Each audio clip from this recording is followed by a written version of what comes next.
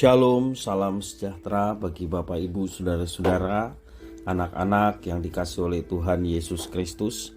Berjumpa kembali bersama saya Pendeta Eka di dalam renungan firman Tuhan pada hari ini, hari Selasa 26 April 2022. Sukacita dan damai sejahtera dari Tuhan Yesus kiranya menyertai hidup kita sekalian. Puji nama Tuhan. Pembacaan firman Tuhan pada hari ini sampai pada Mazmur yang ke-98.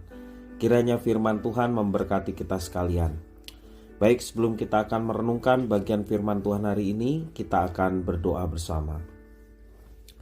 Tuhan Allah Bapa di surga yang kami puja sembah di dalam Yesus Kristus, kami sungguh mengucapkan syukur dan terima kasih kepada Tuhan yang memelihara hidup kami sampai pada hari ini.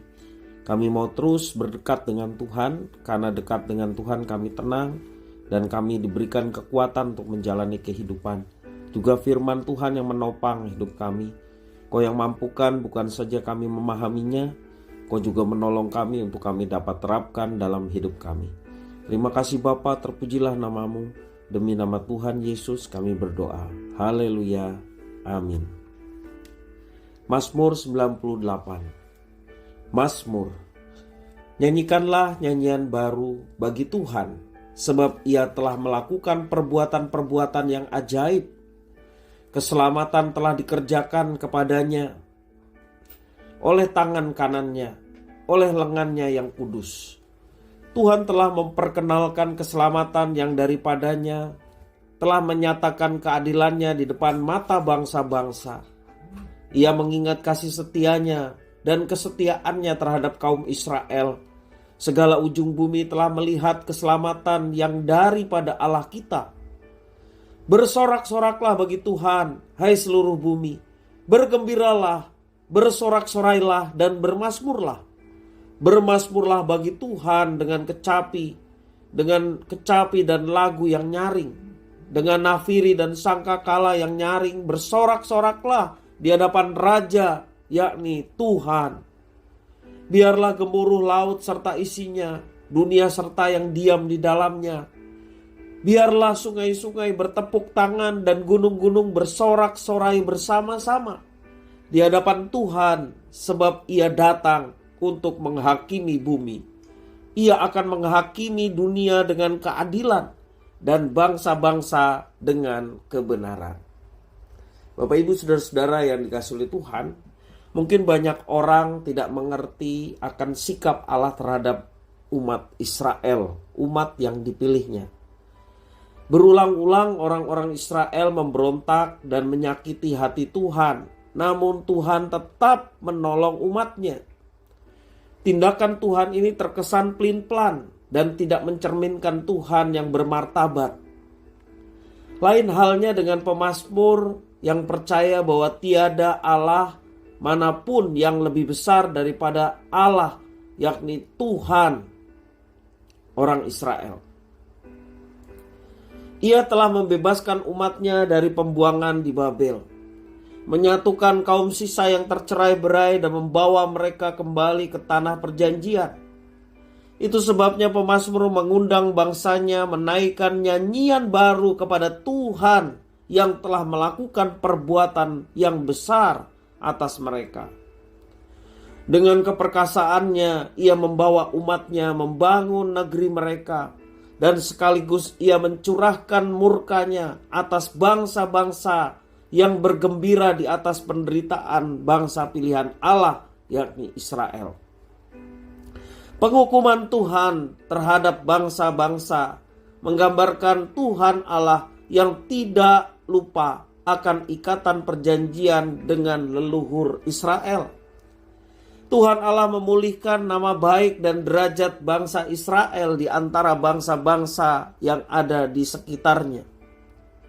Karena itu pemazmur mengajak orang-orang Israel meniup sangkakala bagi Tuhan Allah Israel, bagi Tuhan yang adalah Raja di atas segala raja. Luapan sukacita yang tidak terlukiskan dengan kata-kata membuat pemazmur mengajak alam pun ikut bergembira bersama dengannya. Sebab mereka memiliki Tuhan Allah yang tidak melupakan umatnya. Dengan keadilan dan kebenaran, ia bukan hanya membuat dunia menderita, tetapi juga membawa keselamatan bagi bangsa-bangsa. Hal ini dilakukan Tuhan agar mereka mengetahui bahwa Tuhan Allah lah Sang Pencipta langit dan bumi. Kalau kita bandingkan di dalam kitab Yesaya pasal yang ke-45 ayat yang ke-5 sampai 8, demikian firman Tuhan. Akulah Tuhan dan tidak ada yang lain. Kecuali aku tidak ada Allah.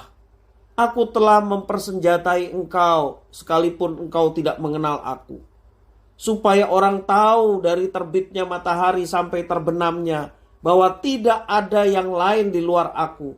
Akulah Tuhan dan tidak ada yang lain. Yang menjadikan terang dan menciptakan gelap. Yang menjadikan nasib mujur dan menciptakan nasib malang. Akulah Tuhan yang membuat semuanya ini. Hai langit, teteskanlah keadilan dari atas. Dan baiklah awan-awan mencurahkannya. Baiklah bumi membukakan diri dan bertunaskan keselamatan.